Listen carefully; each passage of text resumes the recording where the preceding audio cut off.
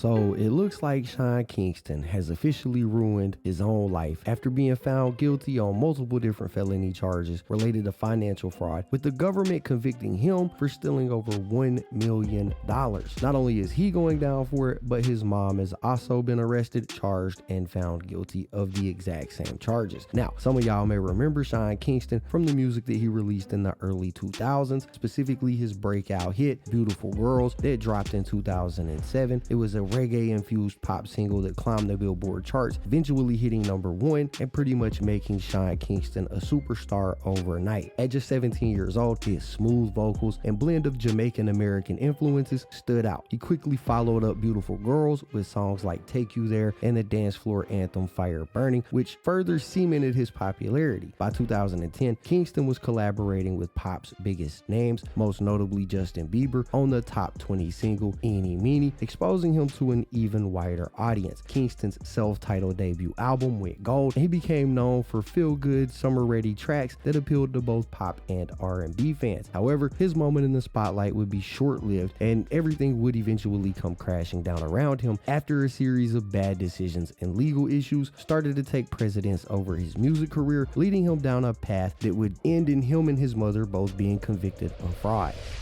Real quick, you guys go down to the pinned comment and hit the link. Join the Discord. We got a nice little community over there, and I would love to have you be a part of it. And follow me on X. I just started trying to be active over there. I normally would never use X, but given that, content creation is my job, I have started trying to be active over there. So if you use it, and I know some of y'all don't, which is cool, but if you do, hit the link and follow me over there, and also join up in the Discord. Anyways, back to the video. So Sean Kingston's bad luck really started in 2011 after a near fatal accident happened where Sean crashed a jet ski that he was driving into a bridge on Miami Beach. After crashing his jet ski into a bridge over the holiday weekend, Kingston and his female passenger both ended up in the water. We don't know if it was a direct hit or if it was a glancing blow. They did collide with the bridge, and they ended up in the water. I stumbled behind him. I grabbed my arms under his armpits and then picked him his whole body out of the water, and then I grabbed onto the jet ski.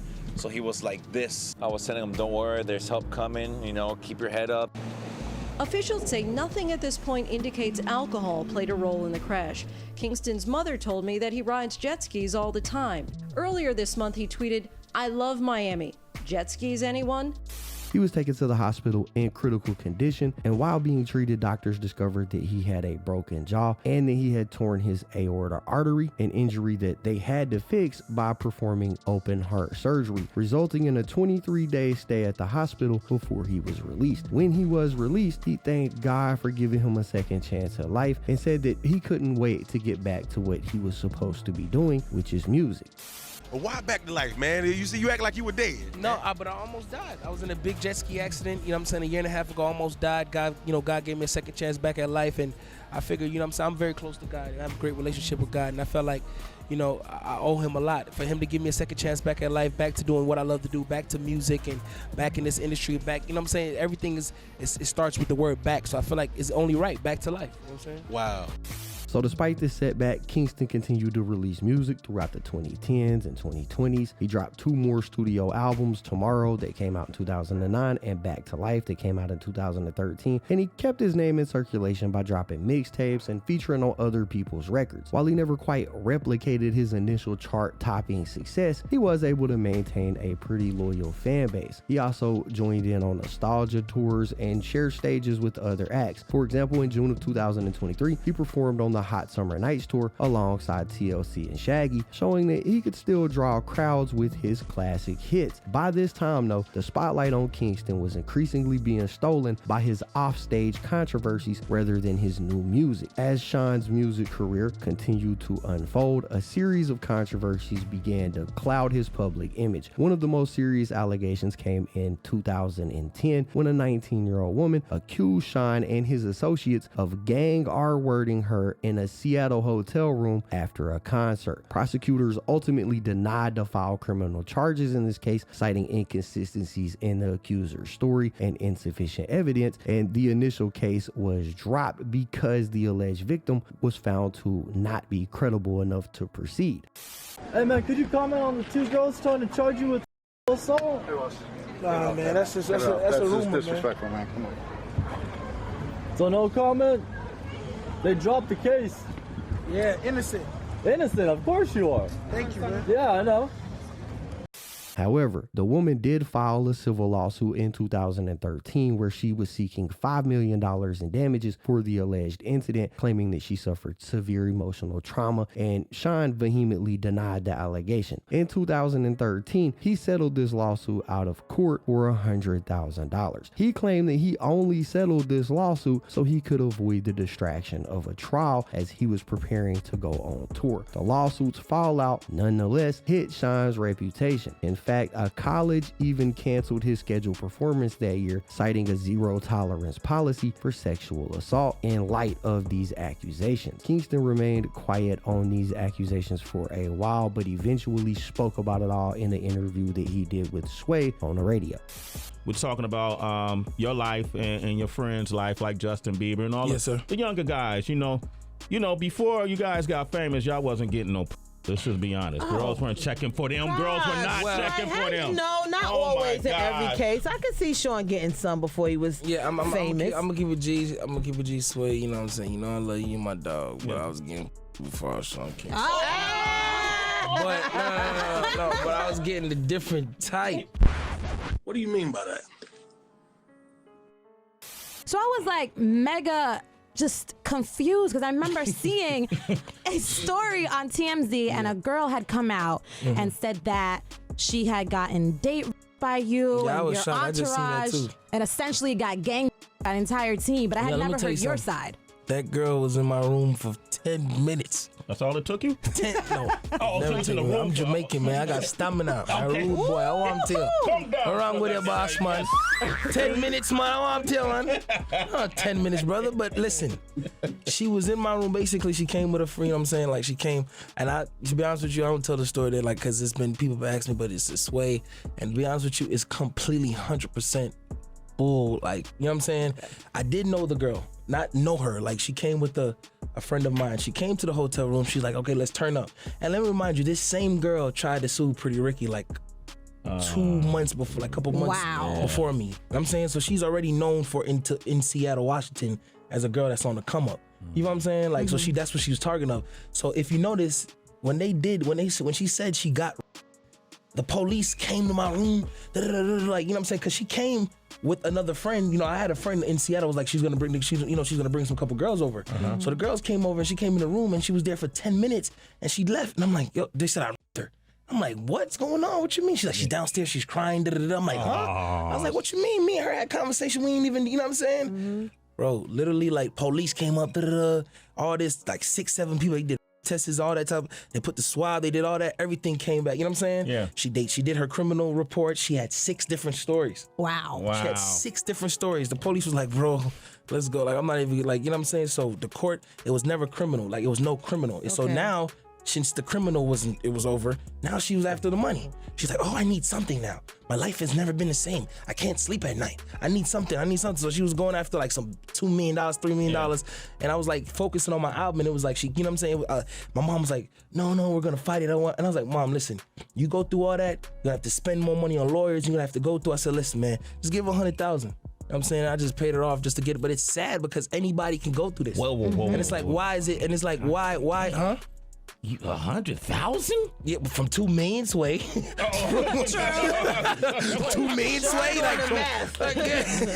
like you know what I'm saying? 100,000 sounds way better than 2 million. So that was really like just bad on my reputation. Like, I was really more than hurt than anything, just of when I read the story and when I seen what the girl was doing to me. But I still, at the end of the day, I still paid her just to get it off because I'm focused on the brighter side.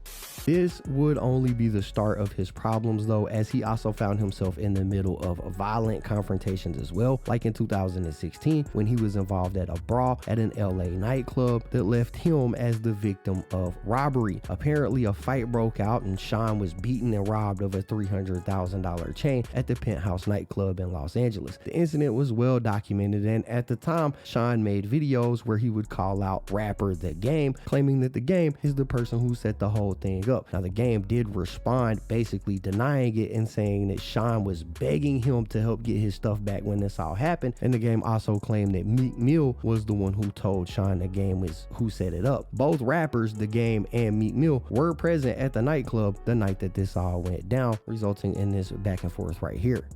You the same. Your mama was a crip. You a blood. Listen, you fake ass, hoe ass. You a stripper. The whole world know what you about, hoe ass. You trying to sell some albums. How the f you look beefing with a pop star? You know what the f happened in the club. Them niggas ran up, hit me in the head with a bottle. They took off my jewelry. Nobody shot no fade with me. Nobody did nothing. You a hoe ass body boy. Suck your bumbo clock, mother boy. Oh, you feel like, boy? Gotta see a nigga that put a bumbo clock, change your heart show, nigga. You was on a change your heart show? What the f you talking about? You a disgrace to the blood, nigga. I'm real bloods, you hoe ass. F you. Everything you claim for, hoe ass. You 43 years old, still trying to do music. Hit me up. I need a hook. I need you to write for me, Sean. I'm trying to do some. I was a fan of the documentary. You've been ass ever since. I wonder how many peanut butter and jelly sandwiches Meek had to make your fat jelly bean smuggling ass to switch up on his Instagram when you know well that you got your ass robbed in the club, ran for all your jury, you ain't do shit. You sat there and watched you get robbed. You left the club, called my phone, said, "Gang, big bro, somebody robbed me. Can you help me get my chains back?" I told your fat ass that I would see what I can do. Then you got off the phone, called me back 10 minutes later talking about Meek called you and told you that I had you set up and robbed in the club. Then you sued the club, called detectives. Then you called detectives with Meek on the phone, let them speak to Meek, incriminating me and my entourage saying that we robbed you. I had detectives knocking on my door in my crib. You a lying ass. And Meek, you know you can't fucking put hands on nobody or busted. You can't fight. You ain't gonna shoot. So stop fronting for these Instagram followers. I'm you up on sight. Period. Both you niggas. Yeah, I'm a fat. The world know I'm a fat. I went platinum being a fat. Fat that is still your nigga. Anywhere you buff ass, steroid ass. Going to run in Canada every day. 48 of fitness. 48 of fitness. Go take another steroid pill, you hoe ass.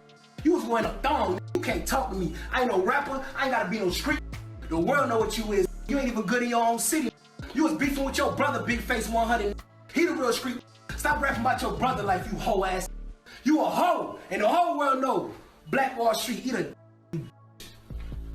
Another interesting fact here, Brick Baby, which is somebody that I've covered dozens of times on my channel, actually ended up taking credit for this robbery years later during a No Jumper interview.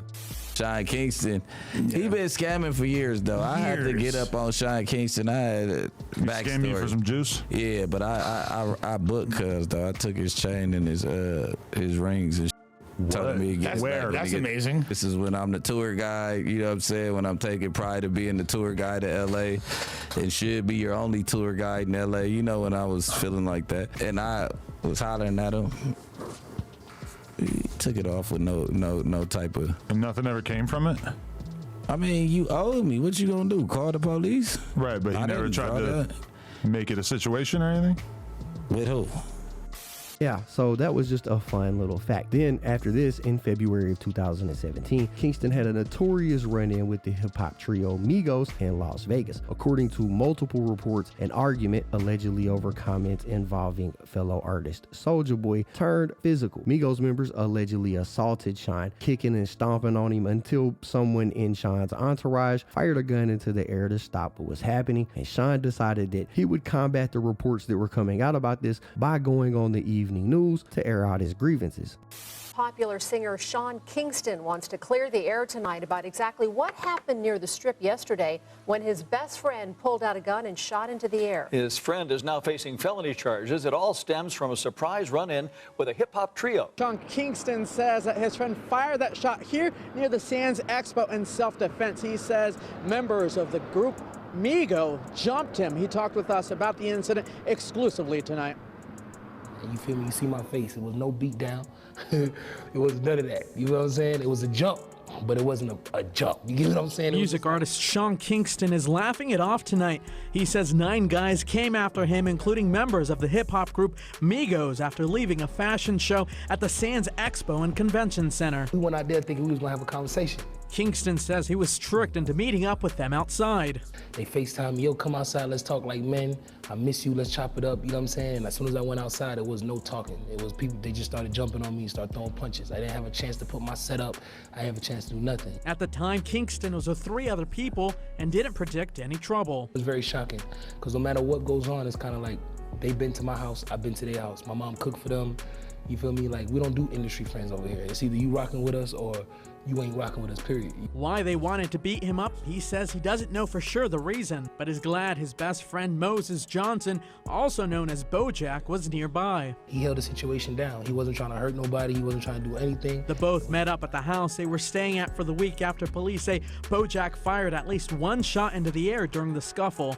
Bojack says he was just trying to get the guys off his friend. It's no shooting at it ain't no at nobody. I ain't trying to do that with nobody.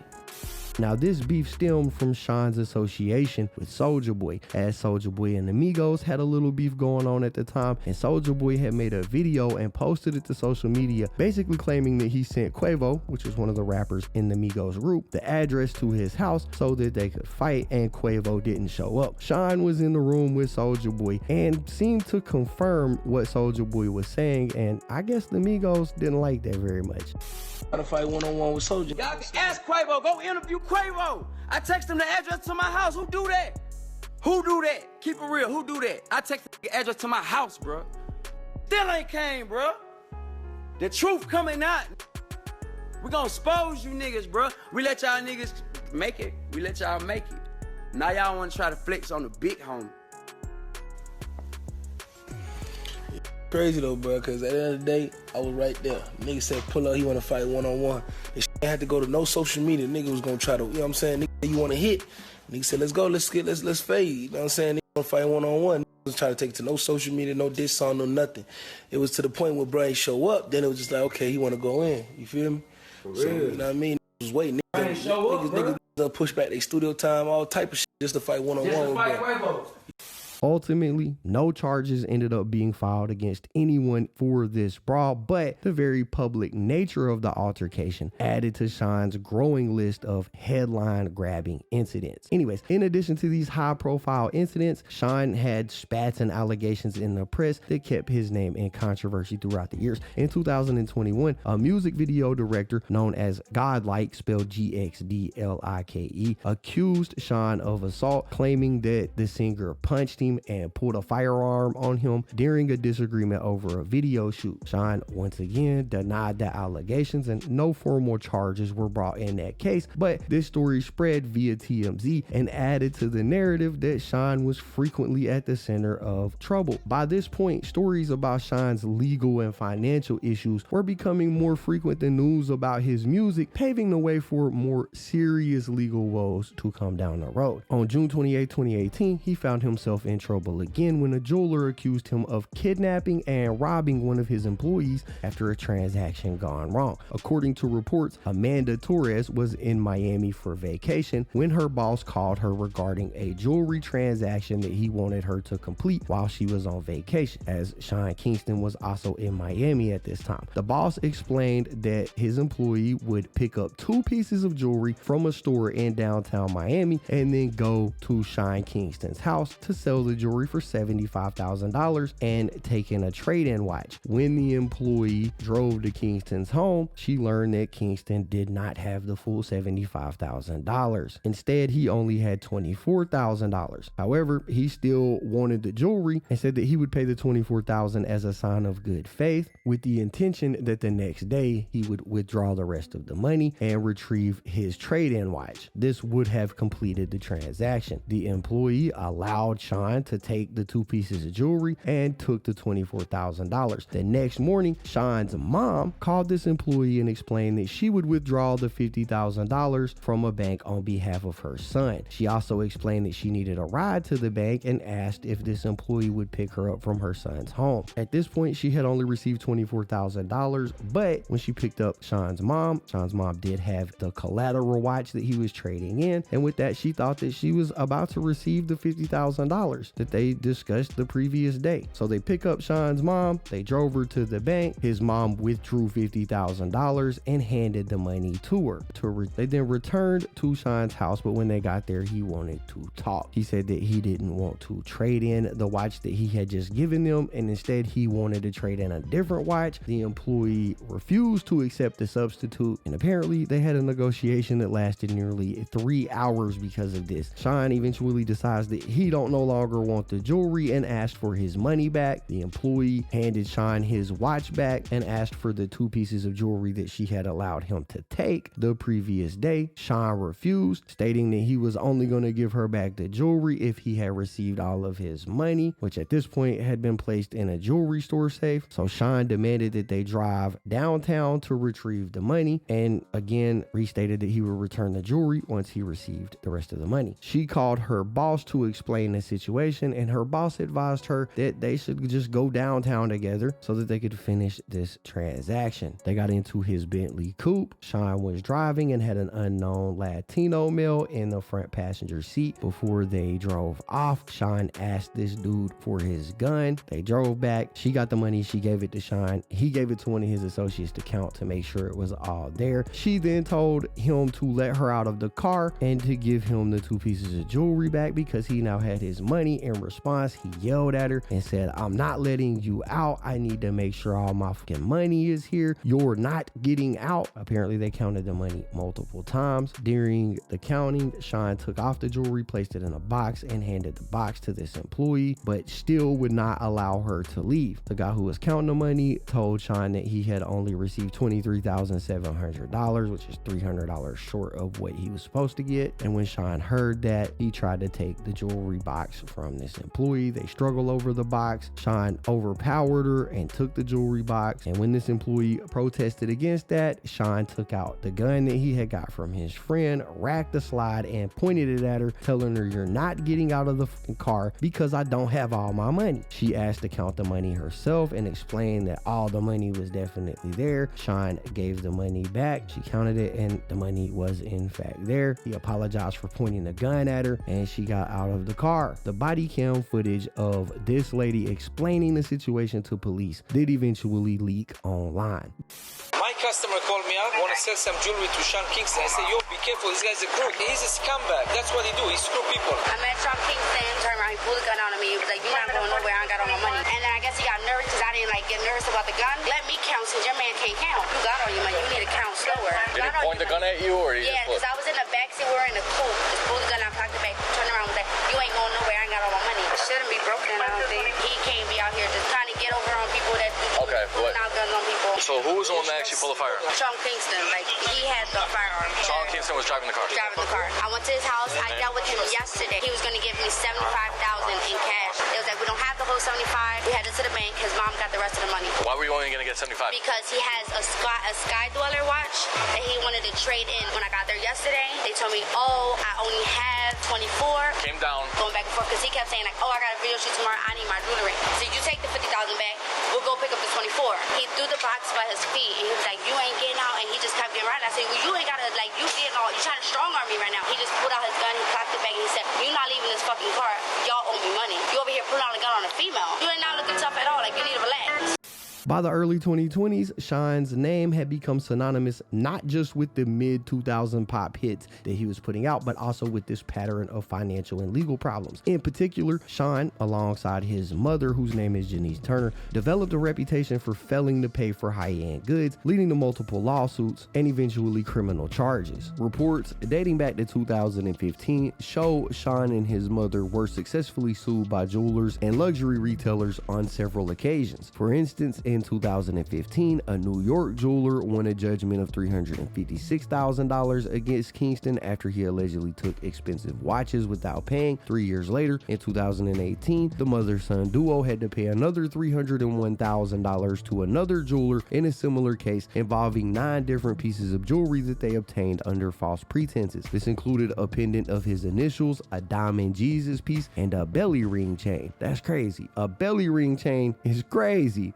Also, around this time, him and his mother were also writing a ton of bad checks to people, with these luxury jewelers frequently accusing them of scamming them. These civil cases hinted at a much broader pattern of fraud, but for years, Sean settled these debts or paid up to avoid any further damage. By 2020, Kingston's pattern of non-payment escalated to potentially criminality. That year, a warrant was issued for his arrest on grand theft charges in California after he allegedly received a shipment of jewelry worth tens of thousands of dollars and never paid the bill. He was convicted of trafficking in stolen goods and sentenced to 2 years probation, according to online reports. He went on IG and posted this on his story saying, "People love negative energy. I am good and so is my mother. My lawyers are handling everything." However, this probation would eventually become a critical factor in whether or not he would remain free when new charges emerged, as Sean was technically already under court supervision. This all culminated in a major fraud case in 2024 in which him and his mother were criminally charged for an elaborate scheme to steal these luxury goods. The scheme, which prosecutors described as a luxury fraud scheme, ran for several years and involved fraudulently obtaining over $1 million worth of goods from various different vendors. Sean and his mother would order high-end products from diamond jewelry and gold watches to a 232-inch custom LED television and even a luxury bulletproof Cadillac Escalade. And then they would avoid paying for these items by using fake wire transfer receipts and bounced checks. In one instance, detailed in court documents, Kingston contacted a company called Verver Entertainment in late 2023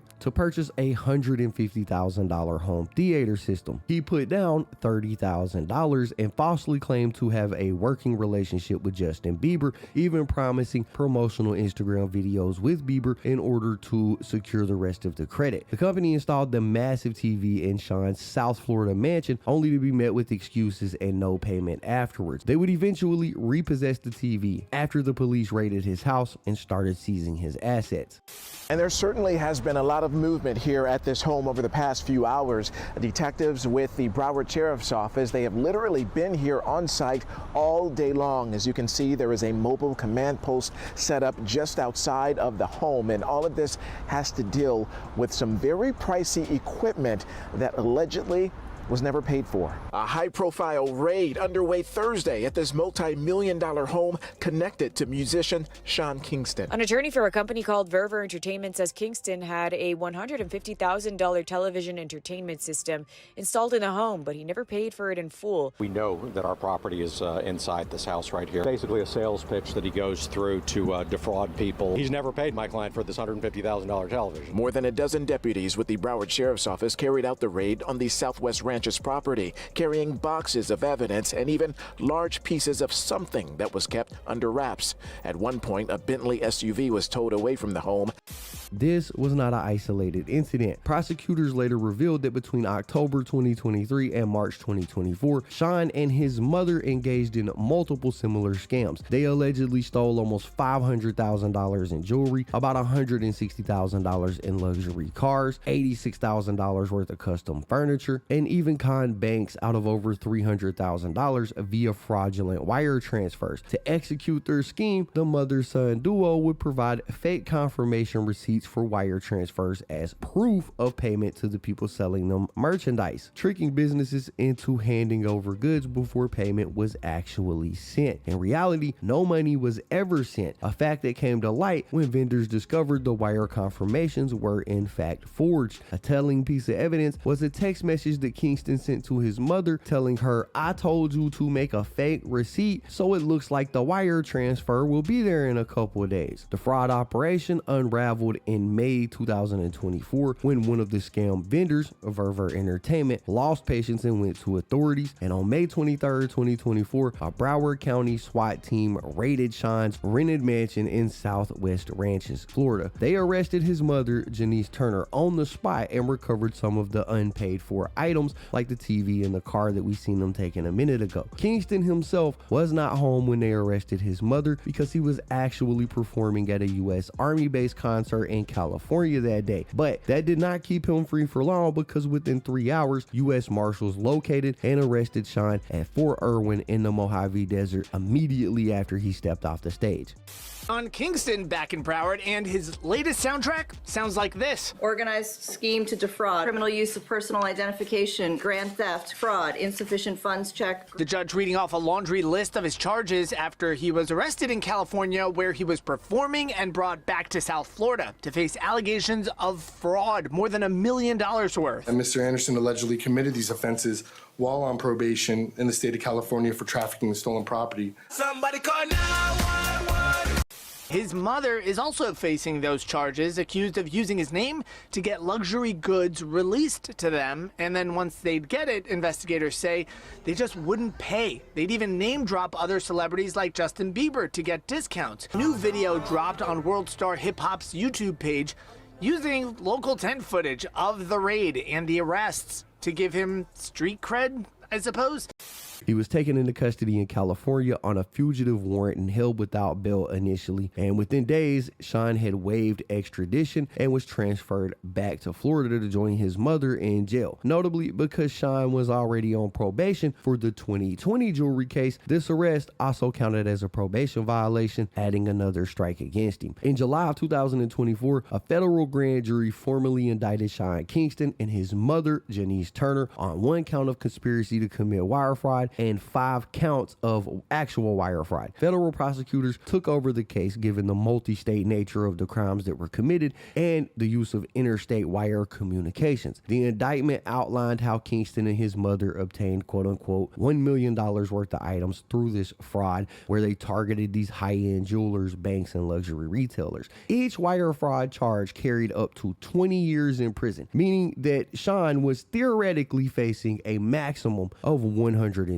years, although any actual sentence is likely going to be much lower. But both Sean and his mom pleaded not guilty and insisted on going to trial in this case, with Sean's attorneys claiming that some of the goods had been returned to the vendors and argued that there was no intent to permanently defraud them, which is absolutely wild. Bro, I was just defrauding you temporarily. Don't take it personal. I plan on giving this stuff back. Didn't you get some of the stuff back? I mean, yeah, y'all had to kick my door in and come take it, but I mean, you did get the stuff back. Anyways, Sean's defense portrayed him as a talented but financially unsophisticated artist who quote unquote rose to fame overnight and had no idea how to run a business, implying that any fraud that might have been committed might have been facilitated by his mother instead of him. Turner, Sean Kingston's mom, did take the stand in her own defense during the trial, a move that prosecutors later said actually helped them, as they painted her as the operator, fixer, and accountant of the whole scheme. In fact, his mom had a prior felony conviction for bank fraud that she served 1.5 years in prison for, meaning that this wasn't her first time being involved in something like this, and prosecutors used this information to establish her intent and pattern in this 2024 case. The federal trial took place in March of 2025 in Fort Lauderdale, Florida. Over 5 days, jurors heard from multiple victims, including a Fort Lauderdale jeweler who testified that he lost his business's credibility after Kingston bounced a $285,000 payment on him. They saw the incriminating text messages and fake documents, and Sean himself decided that it was in his best interest not to testify, and observers noted that he often appeared nervous in court. After only about 3.5 hours of deliberation, the jury returned a verdict on March 28, 2025. Sean Kingston and his mother were found guilty on all counts of wire fraud and conspiracy. Sean reportedly broke down in tears as the verdict was read, clasping his hands on his face and crying in the courtroom. His mom was immediately remanded into custody, and the judge deemed her a flight risk given her history, and even noted that her testimony during trial raised credibility issues. As she was led out of the courtroom in handcuffs, Kingston called out, "Protect my mother," to the marshals, distraught at seeing her being taken away. Sean Kingston was also deemed a flight risk and was told that he would not be able to get out of jail. I have seen reports saying that he was actually released on a $100,000 bond after spending a little time in custody. And then I pretty much immediately seen articles coming out saying that he was taken back into federal custody after he failed to actually pay that $100,000 bond. So, I mean, I don't know. The whole situation is pretty crazy. When his bond was approved. Sean's lawyers asked the judge to let him travel to Texas for a performance, but that request was swiftly denied by the judge, who interjected he's not going back to Texas, making it clear that Sean's touring days were going to be on hold until he is actually sentenced, because he has not been sentenced yet. And as of right now, it does look like he has actually been re-released on this $100,000 bond. Sentencing for Sean and his mom is scheduled for July 11th, 2025. The pair also still face state level charges in Florida, including organized fraud, grand theft, and identity theft that mirror the federal case. It's possible that those state charges will be resolved with pleas or combined sentencing, given that they just got a federal conviction. But as it stands, Sean could face up to 20 years in federal prison for each count of wire fraud, though sentencing guidelines and potential concurrent terms make it unlikely that he would serve the maximum. You know, he may get 20 years for each charge, but they're all going to run at the same time. So he's not going to have to do 120 years over this. But the reality that Sean faces is harsh. A man who once had a bright career and future now will have to spend the next chapter of his life behind bars where there are no beautiful girls. But yeah, man, for now, that's the story. That's the situation. Y'all got to let me know what y'all think about it in the comments down below. Anyways, that's it for the video, guys. If you enjoyed the content, be sure to hit the like button, subscribe, tap the notification bell so you get notified every time I upload a video. As always, it's been fun rocking with y'all, man. I'm out.